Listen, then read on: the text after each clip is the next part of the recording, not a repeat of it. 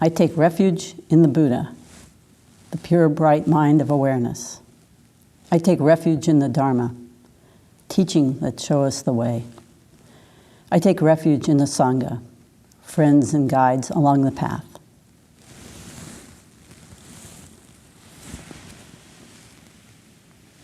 This is Gratitude Sesshin 2020, and it's our Friday talk, The Gift of Generosity. Just welcome everyone and everyone online. Thank you for coming this afternoon. The other day I spoke about the heart that we assign to the core or the deepest parts of our lives or practice. We often use words like the heart of the city or the heart of darkness, heartwood. And I like the image of the heart of our practice being our physical heart, divided into 4 chambers, with the heart of wisdom and the heart of compassion at the top, and the heart of gratitude and the heart of generosity at the bottom. We've been exploring the heart of gratitude, and now I'd like to look at the chamber, the heart chamber, and explore the heart of generosity. And since we know that our pumping hearts are not in the shape of the symbolic Valentine heart, I would like to bring your attention to the fact that the pumping heart's true shape is that of a lotus bud. And so this image of a lotus bud, imagine that as in your heart. Is it dormant? Is it encased in protection? Or is it rooting and growing and beginning to bloom? If it has been protected and waiting for the right causes and conditions for growth, is it not the time right now to allow the fall rains to melt this outer protection and allow this bud of the Dharma to flower within you? To allow the roots to connect throughout the body and into the earth of this lotus flower.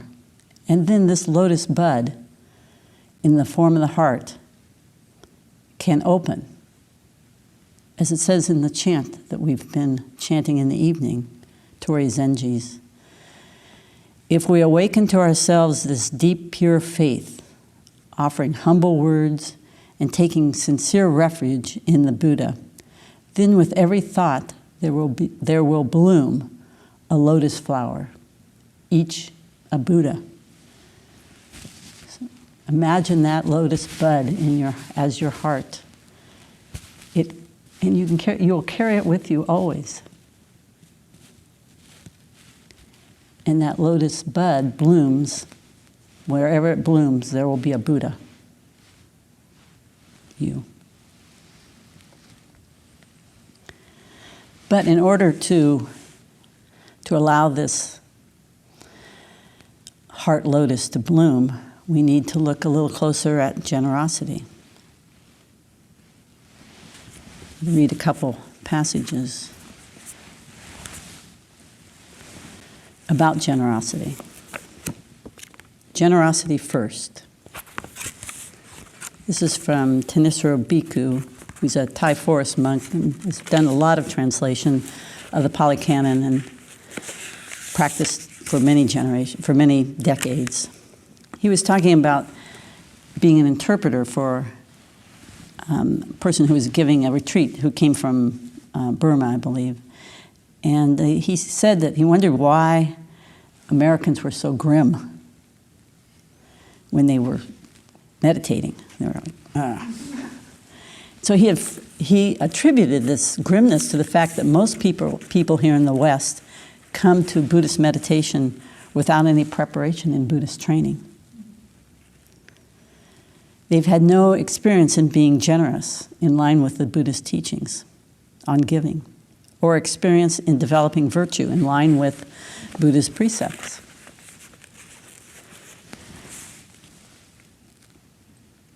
they come to the Buddha's teachings without having tested them in daily life. And so they don't have a sense of confidence that they need to get them through the hard parts of meditation. So they just, rely on sheer determination. So in Southeast Asia, meditation, virtue, and generosity are taught in exact kind of opposite order than we teach them, because children are taught generosity. Children are taught precepts. And then, as you become an adult, you may learn meditation. Here, we've come to meditation as adults, many of us, anyhow. Then, after we've struggled for a long time, they go, oh, you should also maybe learn the precepts. Oh, you should learn about generosity. So we're like backwards. It doesn't give us so much confidence in this kind of counterintuitive way that these teachings are presented. The idea that you gain happiness by giving things away don't come automatically to a young child's mind, and probably not to an adult's mind either. But with practice, you find that it's true. The idea that you gain happiness by giving away things or sharing. But in reality, what it does is the gift is proof that you have more than enough. You're able to help other people. The act of giving also creates a sense of spaciousness in the mind, because the world we live in is created by our actions, and the act of giving creates a spacious world, a world where generosity is the operating principle, a world where people have more than enough and enough to share. Then children are exposed to the precepts. And again, from maybe a child's point of view, they don't seem like the way to operate to get what you want.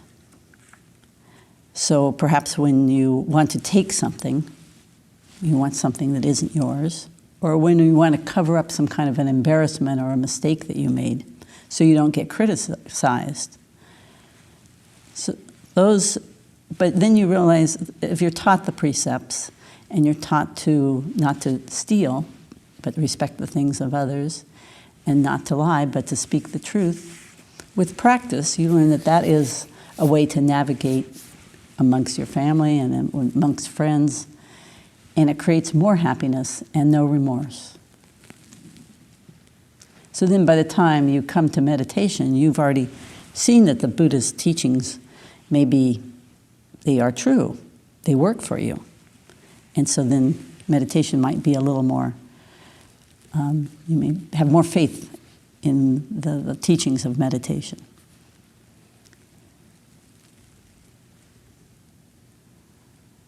The whole idea that happiness has to consist either in doing things only for your own selfish motive or for other people's, to the sacrifice of yourself, this dichotomy is something very Western, but it's really not part of the Buddhist teachings. True happiness is something that, by its nature, gets spread around. By working for your own true benefit, you're working for the benefits of others. And by working for the benefits of others, you're working for your own benefit.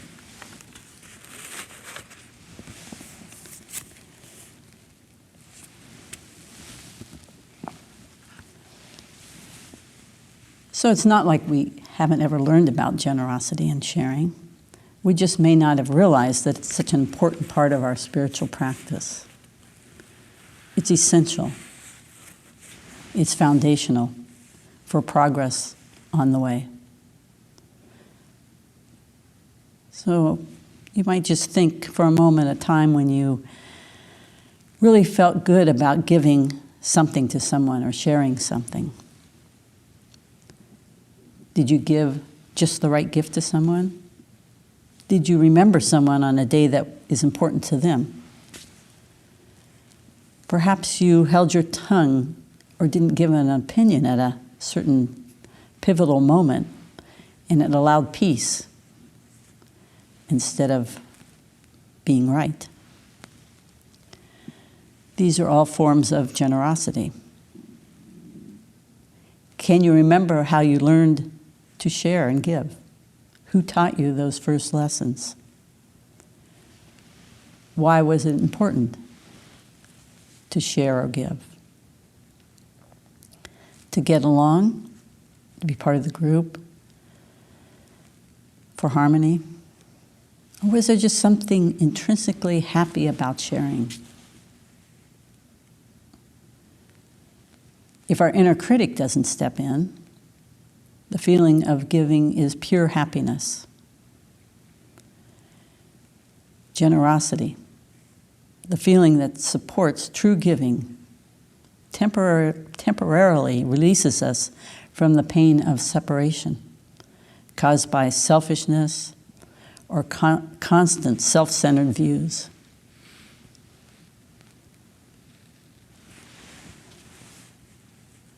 So in our practice, we often talk about letting go. So generosity is an ideal starting point in learning how to let go of self-centeredness and seeing that a deep joy can come from releasing whatever it is you're holding on to too tightly at any given moment. Without generosity, the mind is confined to a small, narrow view where me and mine are predominant, where me and mine rules. So generosity is throughout the Buddhist literature. And one of the main places it's found is in the precepts and in the paramitas. And the paramitas are teachings found in both Mahayana and Theravadan Buddhist traditions. The Chinese character for paramita means crossing over to the other shore. Sometimes it's called the perfections, but I like this crossing over to the other shore. And one way we can look at this is that we're crossing over from the shore of greed, anger, and ignorance.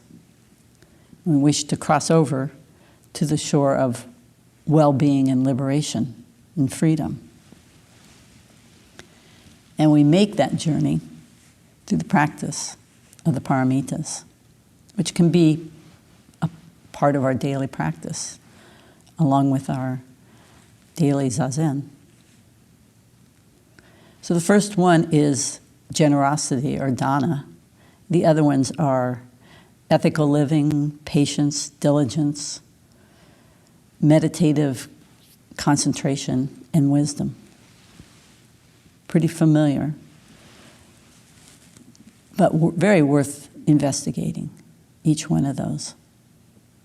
So they're the practices these are the qualities and the practices to incorporate as we walk or bike or sail from one shore to the other or towards liberation. They are the practices of the bodhisattvas. So the first dana, first practice, is giving or offering generosity. And it doesn't mean just money, although it can mean money. It's kind of a materialist way to look at dana.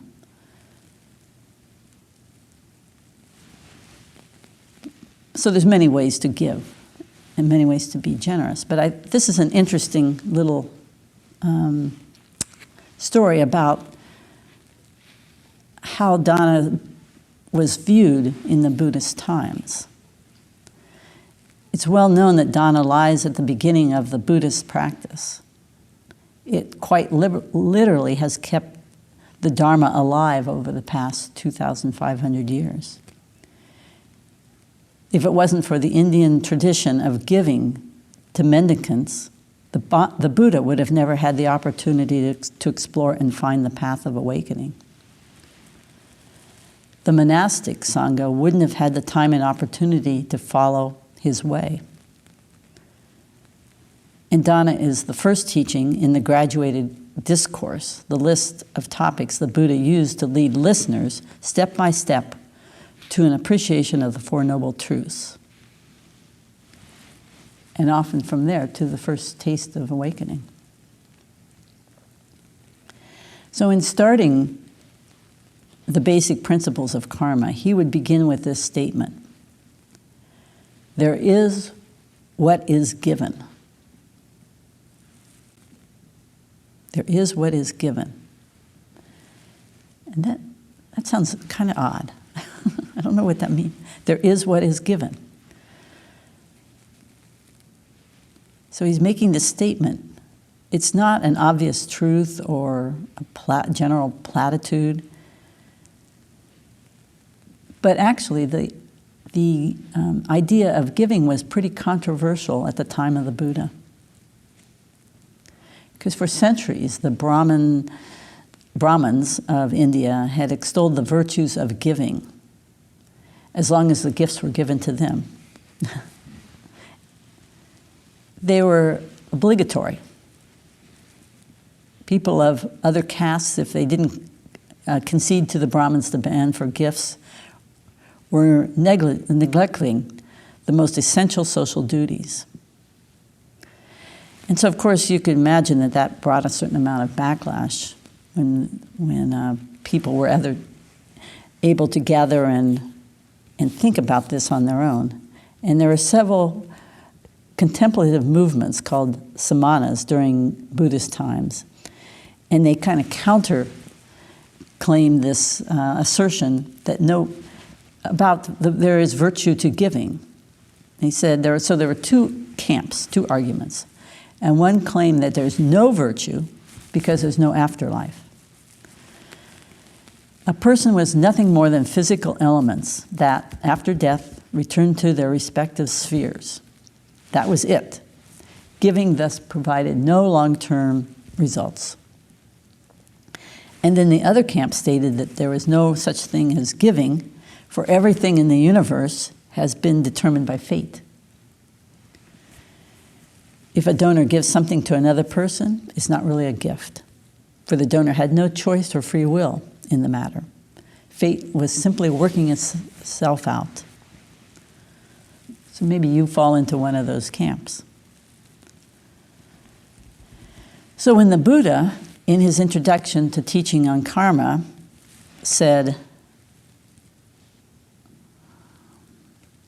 that is what is given. There is what is given. He was saying, you're both wrong.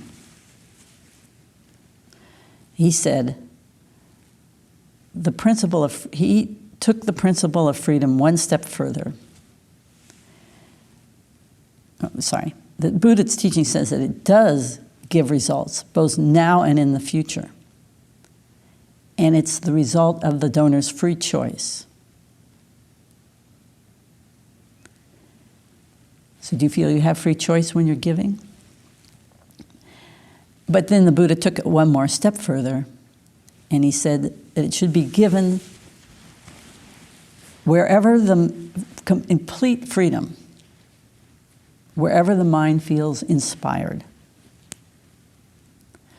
So, aside from paying the debt to your parents, there is no obligation to give. This means that the choice to give is an act of true freedom. Thus, it's a perfect place to start on the path of total release.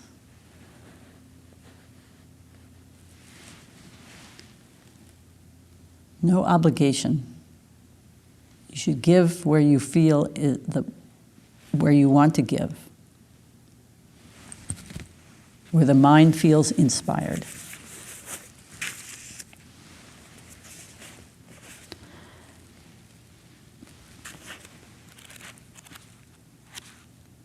Ayakema has some nice words on, or interesting words on generosity. Ayakema she died in the late 1990s, was born in Germany, was Jewish, and lived in Nazi Germany and was sent away as a child to Scotland and then reunited with her family and eventually came to the United States and lived in Australia and later in life became a Theravada nun and did a lot for women, lots for women in Buddhist world. She has lots of great talks, and she went back to Germany and built several places, started different organizations. Anyhow, her teaching is very straightforward. She says generosity, on generosity.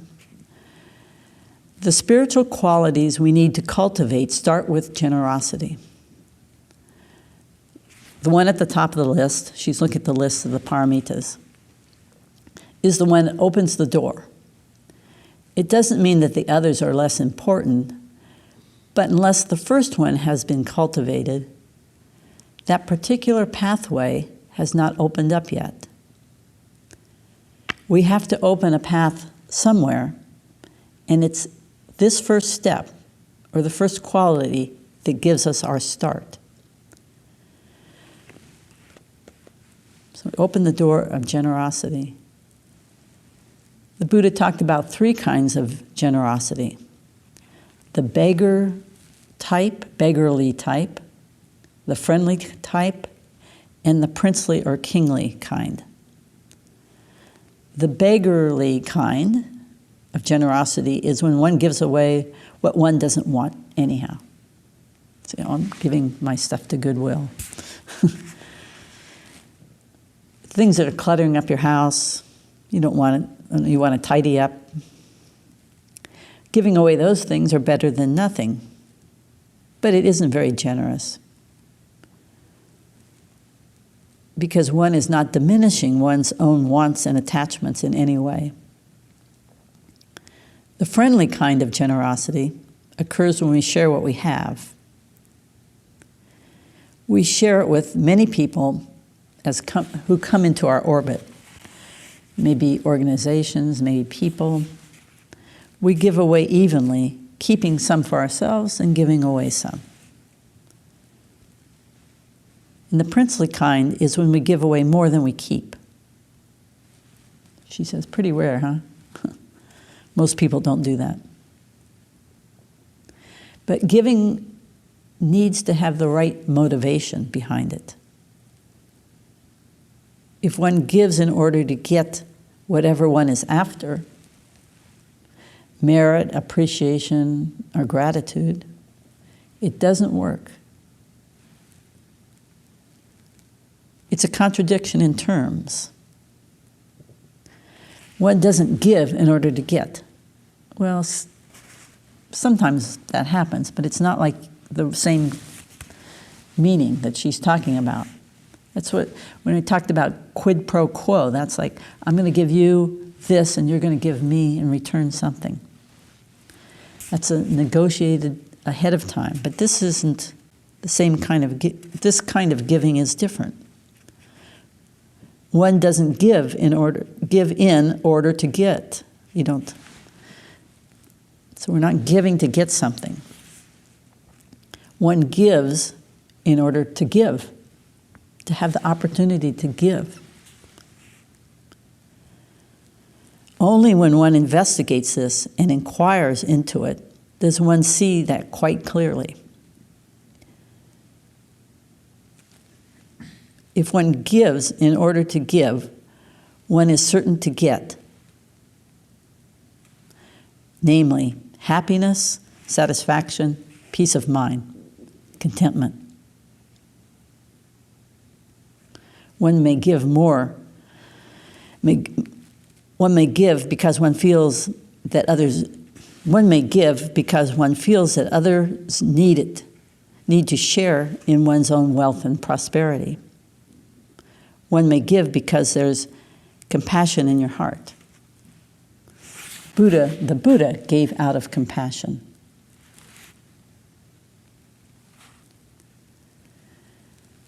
The Buddha gave his Dharma out of compassion.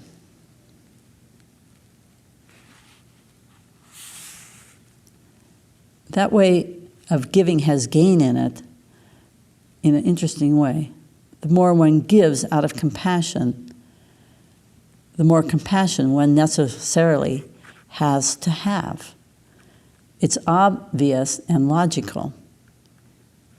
Yet hardly anyone considers that aspect. Some people give to gain goodwill from others, but the more one gives out of the goodness of one's heart, the more goodness one obviously must have.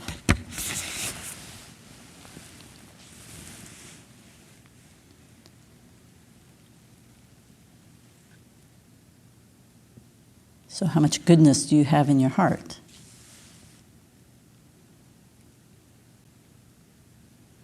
To give in the Buddhist context, first of all, means to offer joy and happiness, love and kindness. It's often said the greatest gift is the gift of the Dharma, which we're being given right now in this Sesshin from everyone. But we may wonder, how do we give the gift of the Dharma in our daily lives with friends, family who may not be familiar with the Dharma or may even have aversion to this line of thinking? So then we have to think, what is it? The gift, what is this gift of the Dharma? It's not necessarily just teachings. There's many other ways to actualize the Dharma and give that as a gift. So one of the greatest gifts we can give is our true presence. We all know of examples where we want to be with someone. We want them to be fully present. A parent with a child, friends, partners. Can you give that gift to be fully present without interference or interruptions, without cell phones? Can you give your undivided presence? That is a great gift. What else can you give?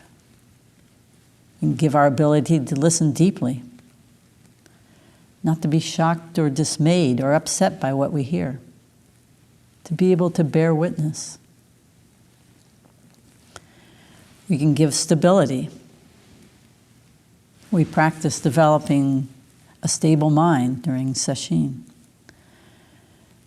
We look at our reactivity. We practice stability with mindful walking, breathing, movement, work, eating. We appreciate living authentically in every moment. We try to. And we're not easily thrown off by the winds of the world. In that way, we can give stability, the gift of stability. We can give freedom, freedom from afflictions. Happiness is not possible without freedom from afflictions.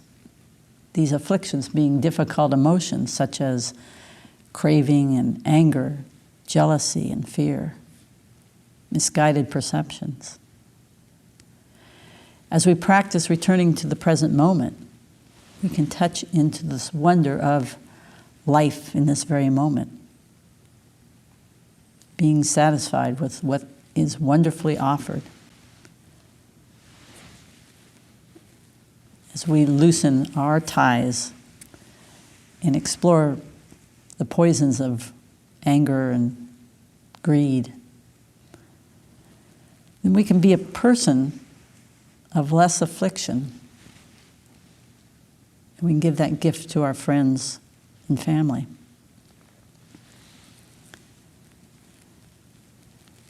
We can give the gift of freshness or aliveness, breathing in and breathing out, opening the heart, letting go our aliveness comes forth. It's given freely. Peace. When we sit next to a peaceful person, we can actually feel that aura of peacefulness. We benefit from others' peaceful existence in calm ways. We can offer that to others. We can offer no fear or welcoming, a place of safety. Heart of Wisdom, there's a Buddha there with the hand gesture like this, which is no fear. Come in. This is a safe spot. Welcoming everyone. We can offer the gift of understanding. So we look deeply into our own actions and deeply into the world around us. We can focus our attention on one thing at a time, allowing insights to arise and lessen our fixed views. Offering true understanding will help eliminate suffering for ourselves and others. We can offer space. People we love need space in which to grow. We can give them the gift of space, allowing them to grow and flourish, to become their own unique Buddha person.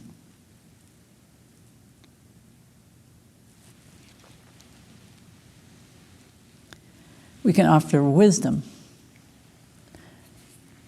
not advice or fixing things.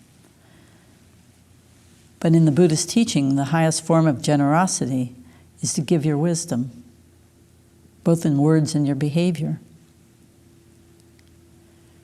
When you help a friend make a good decision, you see both sides of a problem, take a broader view, you're offering wisdom. When others see you as a skillful role model, you're sharing wisdom. Whatever your role is, you can offer your wisdom if you act with kindness, speak truthfully, and consider what is best for others and yourself.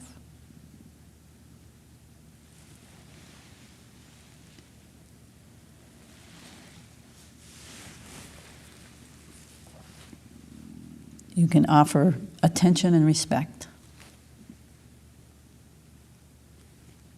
Offering respect and good wishes or simple politeness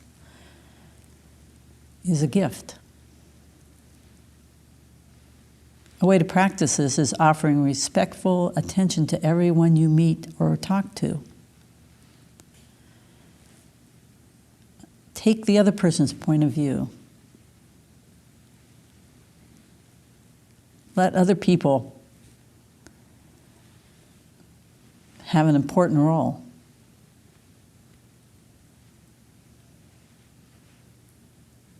Don't take all the limelight. Even if you don't see a smile, offer one. Just notice how that makes you feel. These gifts, these practices of generosity cost nothing. Well, that's not exactly true. They do cost something. They cost the dropping away of self-involvement, dropping away of our self-centered views. But they work like medicine to help those suffering. And at the same time, they alleviate our own suffering. So gifts come in all forms. They may be surprising. Here's a gift from one of our Sangha members in Portland. A prose given freely with the intention to help others. She wrote it last week and said I could share it however I saw fit. It's on mindfulness.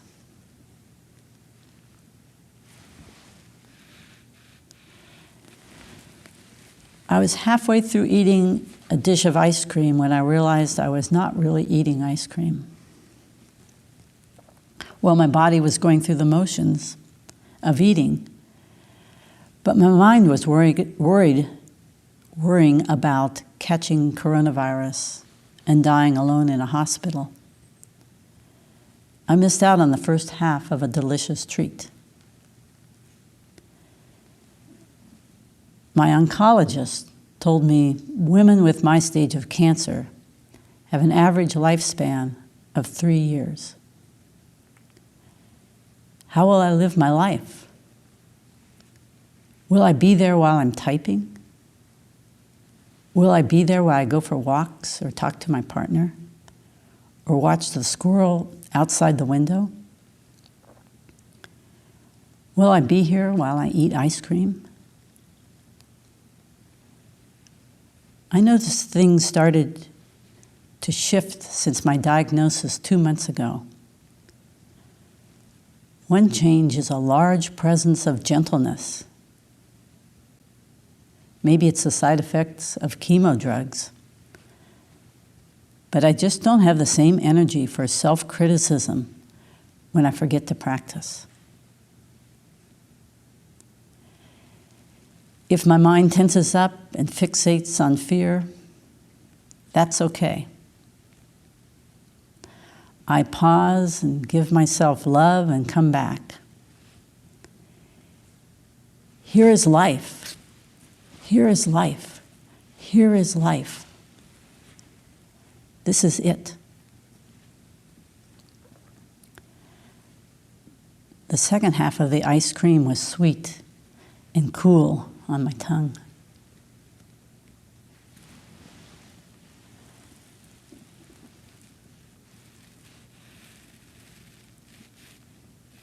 But it was such a precious gift to us all.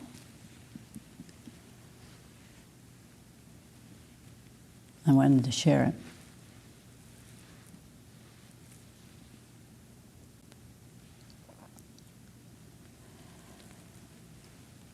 The Buddha also gave some specific instructions on how to give a gift.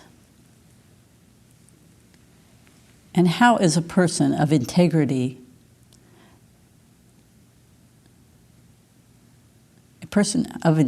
in the way he gives a gift? There is a case where a person of integrity gives a gift attentively, with his own hands, respectfully, not as if throwing it away, with the view that something will come of it. This is how a person of integrity is a person of integrity in the way of giving a gift.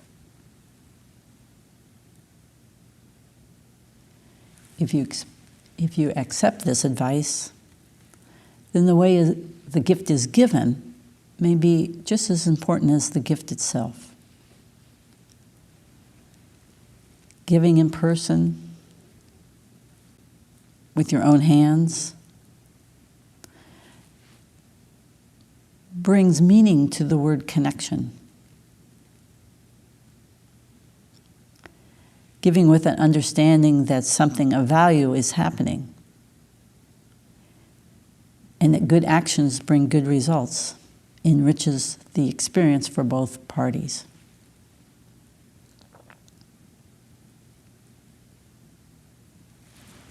So a person of integrity gives the gift with integrity, with his own hands, or, as close to your own hands, respectfully, not throwing it away, just, here, take this. But with the view that something will come of it.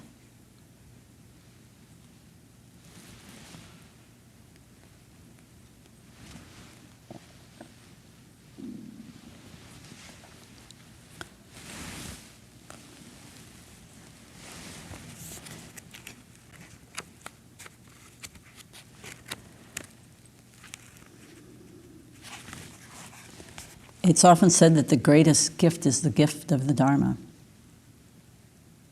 So these are many ways we can give, and I've been thinking myself about What is the greatest gift that I can give? And I came up that actually it's just what the teaching tells us to do. Untangling the ego, or at least having a more flexible ego, is a great gift that we can all give to ourselves and others. Using gratitude and generosity to help untangle our self-centered tendencies by making positive connections with other humans, with other sentient beings, and maybe with all non-sentient beings too. Connecting in ways of caring, concern, reciprocity is a way of touching into the interconnectedness of all things. Unloosening the hold on this separate self allows us to travel the path of liberation together. I'm going to leave you with two things. I have one thing here, but I'm going to read the second mindfulness training that Thich Nhat Hanh proposes on generosity. Aware of the suffering caused by exploitation, social injustice, stealing, and oppression, I am committed to cultivating loving kindness and learning ways to work with the well-being for all people, animals, plants, and minerals. I will practice generosity by sharing my time, energy, and natural resources with those who are in real need. I am determined not to steal and not to possess anything that should belong to others. I will respect the property of others, but I will prevent others from profiting from human suffering or the suffering of other species on earth.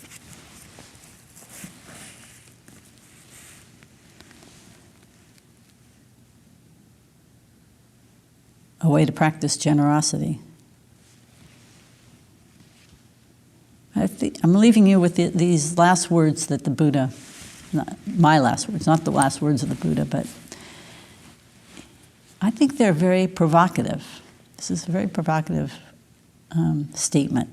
He said, "O monks," he's talking to everyone, "if people knew, as I know, the results of giving and sharing, they would not eat without having given, or they would not allow the stain of stinginess to obsess them and take root in their minds. Even if it were their last morsel, their last mouthful, they would not eat without having shared it, if there is someone to share it with. But monks, as people do not know, as I know, the results of giving and sharing, they eat without having given, and the stain of stinginess obsesses them and takes root in their mind.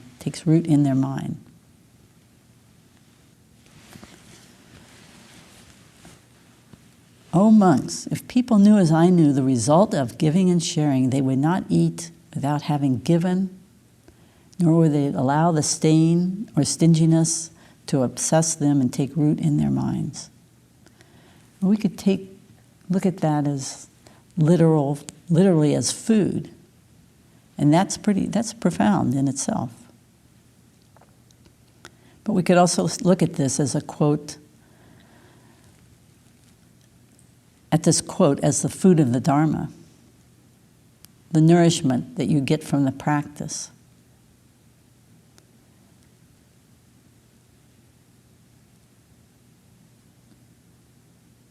That we would not just take this practice for ourselves, but we would share it with others. This nourishment that we get needs to be passed along, and there's many ways that we can share it. According to the Buddha's teaching, true happiness is something that by its nature gets spread around.